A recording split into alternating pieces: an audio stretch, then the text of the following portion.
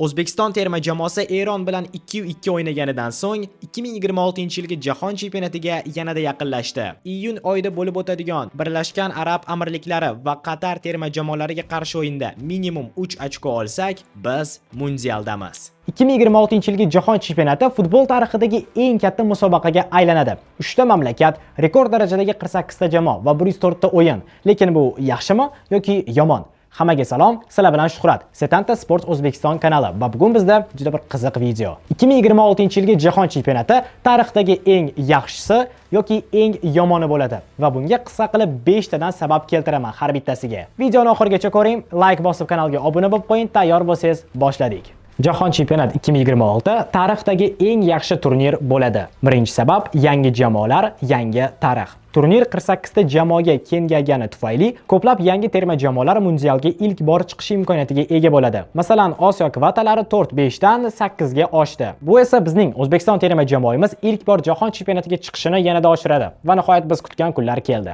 Ikkinchi sabab eng yaxshi stadionlar va infratuzilma. Turnir 3 ta rivojlangan davlatda AQSh, Kanada va Meksikada o'tkaziladi. Bu esa eng zamonaviy stadionlar, mukammal transport va yuqori tashkiliy daraja degani. Ma'lumot uchun AQShda o'tgan 1994-yilgi Jahon chempionati hali ham o'rtacha tomoshabin soni bo'yicha rekordchi. O'rtacha hisobda 68991 ta tomoshabin har bir o'yinga tashrif buyurgan. Biz bilgan futbolni ular sokker deyishsa-da, katta turnirlarga kelganda ular har doim faol. Uchinchi sabab turli futbol madaniyati va muhit. Jahon chempionati 16 ta shaharda bo'lib o'tadi. Sovuq Torontodan issiq Meksikagacha. Bu mukammal madaniy xilma-xillikni yaratadi. Muxlislar 3 ta davlatga sayohat qilish imkoniyatiga ega bo'lishadi. Bu esa turizm va iqtisodiyotni rivojlantiradi. To'rtinchi sabab ko'proq o'yin, ko'proq hayajon. Ilgari mundialda 64 ta o'yin bo'lgan, endi esa 104 ta bo'ladi. Tan olish kerak, mundial boshlanganda bir oy qanday qilib tez o'tib ketganini sezmay qolar edik. Qiziq fakt, 2022-yilgi Qatarda o'tkazilgan Jahon chempionatida 64 ta o'yinda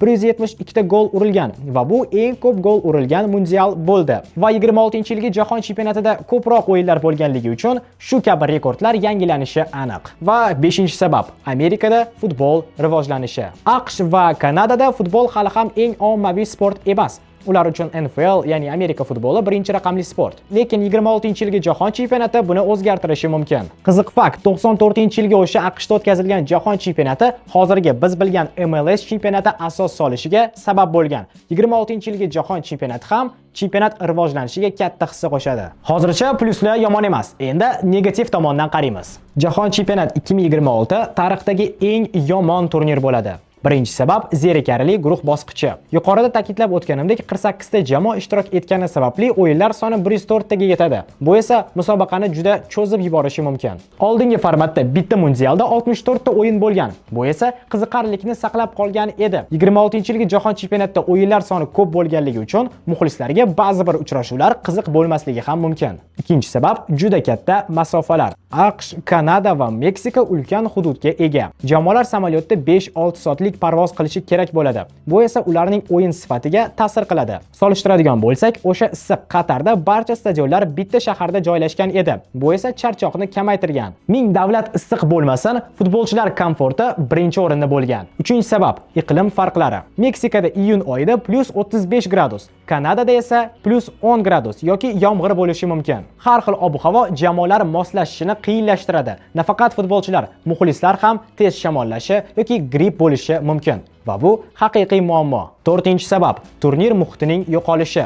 2018-yilgi Rossiya yoki 22-yilgi Qatar turnirining yagona davlatda o'tkazilishi futbol atmosferasini yaratdi. 26-yilda esa turnir 3 ta davlatga bo'linib ketgani sababli muxlislar bir joyga to'plana olmaydi. Bu esa Jahon chempionat muhitiga zarar yetkazishi va o'yinlarda aynan o'ynayotgan terma jamoa muxlislari kamroq bo'lishiga ta'sir o'tkazishi mumkin. 5-sabab FIFA biznesga urg'u berishi. FIFA so'nggi yillarda musobaqalarni haddan tashqari tijoratlashtirmoqda. 2030-yilgi Jahon chempionatiga umuman 64 ta jamoa ishtirok etishi haqida o'ylanmoqda. To'g'ri, qancha ko'p joy bo'lsa, shuncha ko'p jamoa bo'ladi. Bu terma jamoalar uchun, ularning davlat muxlislari uchun zo'r, lekin futbol sifati ancha pasayadi degani.